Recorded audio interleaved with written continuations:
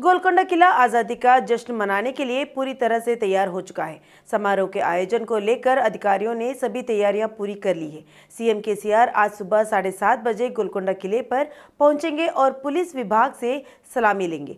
बाद में ध्वजारोहण समारोह के मौके पर करीब 1000 कलाकार केसीआर का स्वागत करेंगे। गोलकोंडा किले में राष्ट्रीय ध्वजारोहण के बाद पुलिस बल राष्ट्रीय सलामी देती है। इस कार्यक्रम में शामिल होने वालों को विशेष पास पहले ही जारी किए जा चुके हैं।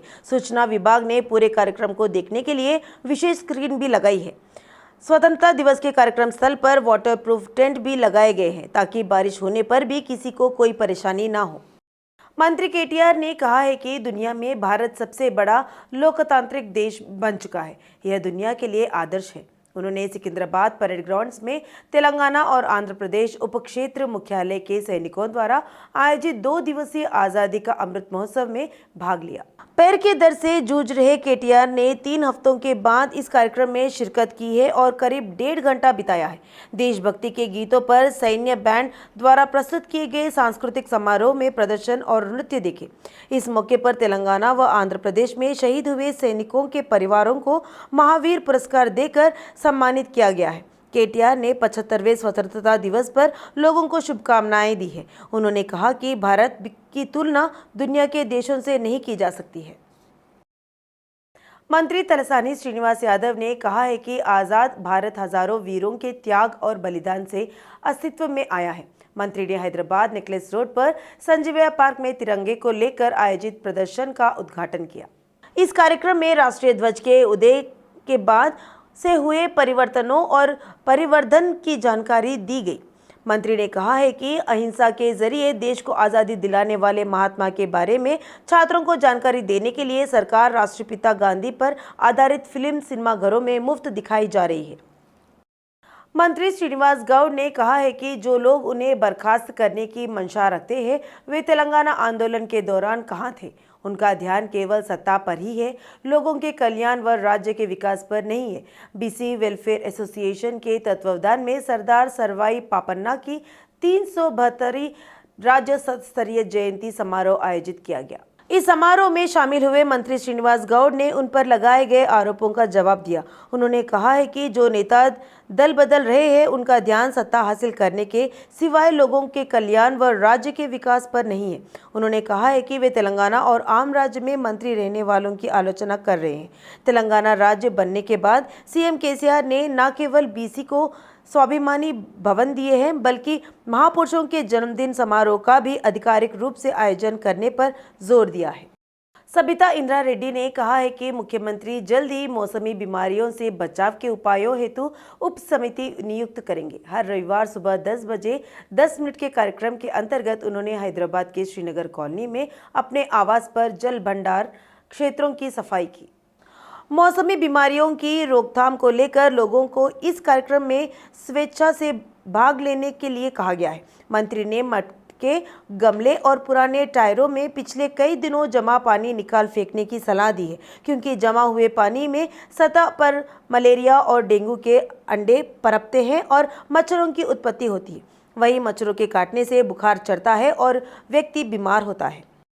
आज़ादी का अमृत महोत्सव के अंतर्गत देश के विभाजन के दौरान की स्थिति पर आधारित फोटो प्रदर्शनी का आयोजन हैदराबाद में कोटी क्षेत्र स्थित एसबीआई के प्रधान कार्यालय में किया गया। प्रदर्शनी का उद्घाटन 99 वर्षीय स्वतंत्रता सेनानी रंगनायकम्मा ने किया। एसबीआई के डीजीएम मंजू शर्मा और अन्य अधिकारियों ने मुख्य अतिथि के रूप में भाग लिया। डीजीएम ने कहा है कि वज्रोत्सव के अंतर्गत राज्य की एसबीआई शाखाओं में 75,000 पौधे लगाए गए हैं। उन्होंने कहा है कि सीएसआर के अंतर्गत प्रदेश के 10 सरकारी स्कूलों का आधुनिकीकरण किया गया है। इस तरह के कई सेवा कार्यक्रमों की व्यवस्था को लेकर सालाना 2.5 करोड़ रुपयों से अधिक राशि खर्च की जा रही है। मुनुगोडु विधानसभा क्षेत्र में जहां जल्द ही उपचुनाव होना है, वहां के कांग्रेस नेता बड़े पैमाने पर टीआरएस में शामिल हो रहे हैं। मुनुगोडु निर्वाचन क्षेत्र के कई सरपंचों और एमपीटीसी के तेलंगाना भवन में पार्टी अंगवस्त्र ओढ़ लिया है।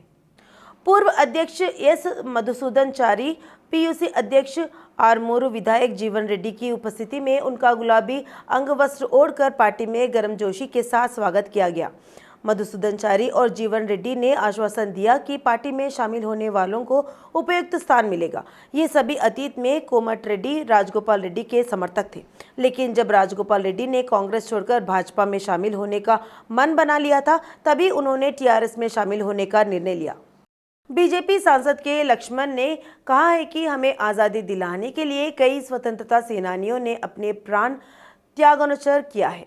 आज़ादी का अमृत महोत्सव के अंतर्गत रविवार को सांसद लक्ष्मण ने टैंक बंड पर महानुभावों के प्रतिमाओं की सफाई की। इस दौरान महात्मा गांधी और सरदार वल्लभ भाई पटेल जैसे महापुरुषों ने देश को आज़ादी दिलाने के लिए ब्रिटिश शासकों के साथ वीरतापूर्वक लड़ाई लड़ी। उन्होंने कहा है कि देश की आज़ादी की 75वीं वर्षगांठ के मौके पर उन महान लोगों को याद करना हम सभी का दायित्व है। लक्ष्मण ने सुझाव दिया है कि स्वतंत्रता सेनानियों के जीवन इतिहास को पाठ्य पुस्तकों में शामिल किया जाना चाहिए। वही युवाओं को अपने जीवन, उनके आदर्शों से प्रेरणा लेकर आगे बढ़ना चाहिए। बीजेपी विधायक रघुनंदन राव ने कहा है कि सार्वजनिक स्थान पर बंदूक चलाना अपराध है। उन्होंने इस घटना की सिटिंग जज से इसकी जांच कराने की मांग की है। उन्होंने पूछा है कि ऐसा कौन सा कानून है जिसमें एसपी ने मंत्री को बंदूक दी और हवा में फायरिंग करने को कहा। विधायक ने मांग की है कि घटना की निष्पक्ष रूप से पूरी जांच की जाए और मंत्री को बर्खास्त किया जाए। शेरलिंगमपल्ली निर्वाचन क्षेत्र के पूर्व विधायक भिक्षापति यादव से बीजेपी नेताओं ने मुलाकात की। वे कुंडापुर क्षेत्र स्थित उनके घर जाकर सांत्वना दिया। हाल ही में भिक्षापति यादव की मां संदम्मा का निधन हो गया। उनके साथ बेटे रवि यादव और परिवार के सदस्यों से बीजेपी विधायक ईटल राजेंद्र और पूर्व सांसद कोंडा विश्वेश्वर रेड्डी ने उनसे मस्जिद बंडा स्थित उनके निवास स्थान पहुंचकर उन्हें सांत्वना दी। टीपीसीसी प्रमुख रेवंत रेड्डी ने आलोचना की है कि मुनुगोडु उपचुनाव के लिए सार्वजनिक मुद्दों के बजाय व्यक्तिगत आलोचना के बारे में चर्चा की जा रही है, जबकि सामाजिक कल्याण और विकास को लेकर सार्वजनिक मुद्दों और प्रक्रियाओं पर चर्चा होनी चाहिए। उन्होंने कहा है कि केंद्र और राज्य की नीतियों से लोगों पर जो बोझ बढ़ गया है, उसे लेकर चुनाव प्रचार के दौरान लोगों को जागरूक किया जाएगा। रेवंत रेड्डी ने कहा है कि सीएम केसीआर ने जो कहा था उस पर अमल नहीं करते हुए लोगों के साथ धोखा किया। केसीआर को जनता की समस्याओं का समाधान नहीं कर सकते, उन्हें वोट मांगने का कोई अधिकार नहीं है। संगारेड्डी विधायक जग्गारेड्डी ने छठे दिन आज़ादी की गौरव पदयात्रा में भाग लिया। यह पदयात्रा संगारेड्डी विधानसभा निर्वाचन क्षेत्र में एमएनआर कॉलेज से शुरू हुई। इस पदयात्रा में डीसीसी अध्यक्ष निर्मला जग्गारेड्डी, जेआर रेड्डी, मंडल अध्यक्षों, ब्लॉक अध्यक्षों, एमपीटीसी, सरपंचों, पार्षदों, पूर्व नेताओं, वरिष्ठ नेताओं और महिलाओं नेताओं ने भाग लिया। कांग्रेस कार्यकर्ता, प्रशंसक और लोगों ने बड़े पैमाने पर पदयात्रा में शामिल हुए। शहर में पहली बार सिक्के और मुद्रा प्रदर्शनी का आयोजन किया गया। न्यूमिस्टिक राजकुमार अग्रवाल के मार्गदर्शन में बेगम बाजार स्थित महेश्वरी भवन में इस प्रदर्शनी का आयोजन किया गया। प्रदर्शनी में दुनिया भर के करेंसी नोट और सिक्के प्रदर्शित किए गए। इस प्रदर्शनी में प्रदर्शित विभिन्न नोटों पर अंकित योद्धाओं के नाम, जन्म और मृत्यु की तारीख वाली मुद्रा दर्शकों को उपलब्ध कराई गई। कई प्रसिद्ध लोगों, योद्धाओं और मशहूर हस्तियों का विवरण भी प्रदर्शनी में रखा गया है। इस प्रदर्शनी में 10,000 करोड़ के करेंसी नोट भी प्रदर्शित किए गए। विधायक राजा सिंह और प्रकाश अग्रवाल ने प्रदर्शनी का अवलोकन किया। रंगारेड्डी जिला महेश्वरम निर्वाचन क्षेत्र के बड़ंगपेट नगर निगम ने बीजेपी नेताओं के नेतृत्व में विशाल तिरंगा अभियान के अंतर्गत रैली का आयोजन किया। 7 किलोमीटर की विशाल तिरंगा अभियान का अलमासगुड़ा से लेकर बालापुर गांव तक तटिया क्षेत्र में रैली आयोजन की गई।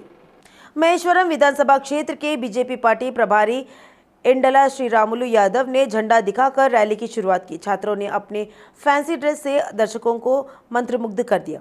बड़ंगपेट अध्यक्ष चिरुकपल्ली वेंकट रेड्डी ने कहा है कि इस रैली का आयोजन इस तरह से किया गया ताकि सभी में राष्ट्रवाद की भावना बढ़े। मौसम विभाग केंद्र ने कहा है कि तेलंगाना राज्य में अगले 2 दिनों तक हल्के से मध्यम बारिश होने की संभावना है। विभाग द्वारा अनुमान व्यक्त किया गया है कि आदिलाबाद, कोमरम भीम, आसिफाबाद और मंचिर्याला जिलों में कुछ क्षेत्रों में भारी बारिश होगी। इसे देखते हुए येलो अलर्ट जारी कर दिया गया है। हैदराबाद में आज कई जगहों पर हल्की बारिश हुई है। कहीं कहीं सड़कों पर पानी भर गया। जीएचएमसी के अधिकारियों का सुझाव दिया है कि बाढ़ प्रभावित इलाकों में लोगों को सावधान रहना चाहिए।